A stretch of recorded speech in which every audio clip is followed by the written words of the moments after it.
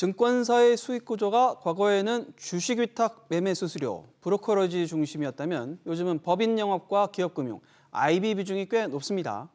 이렇게 수익 구조가 변하면서 생긴 부작용 중 하나가 기업들의 보이지 않는 압력인데요. 기업들을 상대로 돈을 벌여야 한다 보니 기업이 갑이고 증권사가 을인 구도가 짜여졌기 때문입니다. 얼마 전 끝난 2분기 실적 발표 시즌에 한 중견 제약사가 증권사를 압박한 정황이 금융당국의 레이더망에 포착됐습니다. 구체적으로 어떤 내용인지 조슬 기자와 자세히 알아보겠습니다. 조 기자, 어떤 회사가 이런 의혹을 받고 있죠? 네, 제약사와 증권사, 대웅제약과 바로 SK증권 간에 불거졌던 의혹입니다. 2분기 이 실적 발표가 한창이던 이달 초쯤에 대웅제약이 SK증권 측에 이 경쟁사 보톡스 라이벌이죠. 메디톡스 리포트를 쓰지 말라고 입김을 넣었다는 겁니다. 이에 SK증권은 자사 리서치센터 애널리스트에게 메디톡스의 리포트를 내지 말라고 지시를 내렸고요. 이후 메디톡스에 대한 이 기업 분석 리포트가 안 나왔다는 겁니다. 만약 의혹이 사실이라면 대웅제약이 경쟁사 리포트를 내지 말라고 SK증권을 상대로 갑질을 한 셈입니다. 조 기자, 그럼 리포트는 실제로 안 나왔나요? 그렇습니다. 일단 메디톡스가 2분기 실적을 내놓은 게 이달 7일이었습니다. 통상 이르면 당일 저녁 또 밤, 늦어도 다음 날 개장 전에는 이 증권사에서 실적 리뷰 보고서가 곧바로 나오고 기자들도 이를 확인할 수 있습니다. 그런데 실제 실적도 그리 나쁘지 않았고 향후 주가 전망 등이 어떤 식으로든 이 분석이 좀 필요한 시점이었는데요. 그런데 이번에는 리포트가 아예 안 나와 석연치 않은 구석이 있다는 의혹을 받고 있는 겁니다.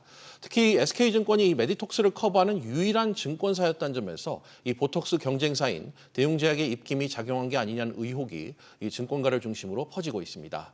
메디톡스가 또 대웅제약을 상대로 미국과 한국에서 이 보톡스 균주 도용 소송을 벌인 악연이 있는 만큼 이번 의혹을 사실로 받아들이는 분위기도 감지됩니다. 조 기자, 정황을 보면 결국엔 SK증권이 대웅제약한테 고개를 숙인 그런 상황이 된 거네요. 네, 앞서 앵커께서 말씀하신 기업이 갑이고 증권사가 을인 이 구조다 보니까 그런 해석이 가능합니다. 증권사가 이 기업 분석 리포트와 관련한 이 기업들 압박에 시달리는 건 비단 어제 오늘의 일이 아니기 때문이겠죠. 이 부정적인 투자 의견을 만약 제시한다거나 원치 않는 이 보고서가 튀어나왔을 경우 해당 기업이나 기관이 이 거래 증권사에 이 브로커리지 주문을 안 내는 등 수익이 줄어드는 걸 각오해야 하기 때문입니다. 또 앞으로 기업 관련 정보도 부정적인 의견을 낸다면 앞으로는 받을 수 없게 되고요. 특히 이 대형 증권사와 달리 SK증권 같은 이 중소형 증권사 리서치센터는 대체로 이 법인 영업 부서의 비용 지원을 받는 경우가 대부분인 만큼 이 리서치센터 입장에서 보면 눈치를 안 볼 수 없는 그런 구조적인 상황에 놓인 셈입니다. 따라서 이 SK증권이 자체적으로 대웅제약과 이 거래 관계를 유지하기 위해서 윗선에서 리포트 발간을 막고 요구를 들어줬을 거다 이런 관측이 나옵니다.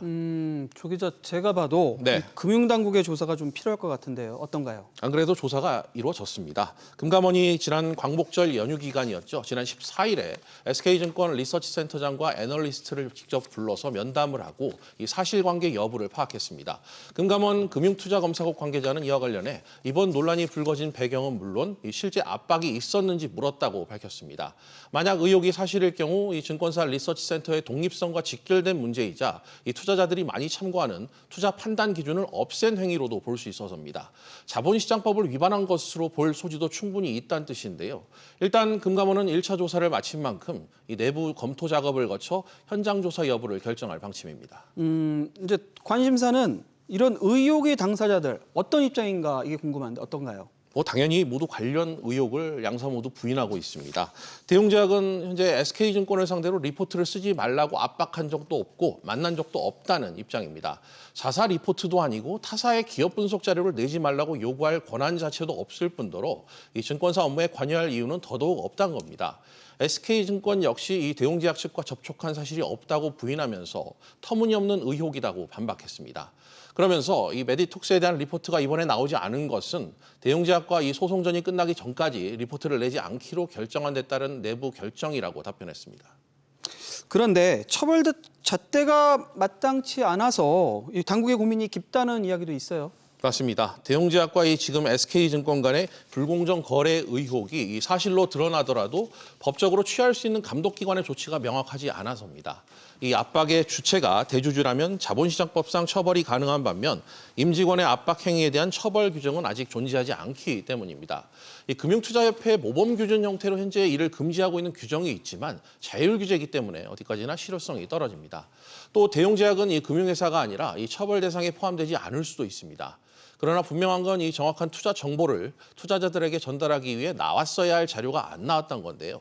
이는 금감원이 이 증권사에 강조해왔던 리서치 센터의 자율성과 독립성이 훼손됐음을 의미하기도 하는 만큼 추가 조사가 필요하다는 지적도 나오고 있습니다.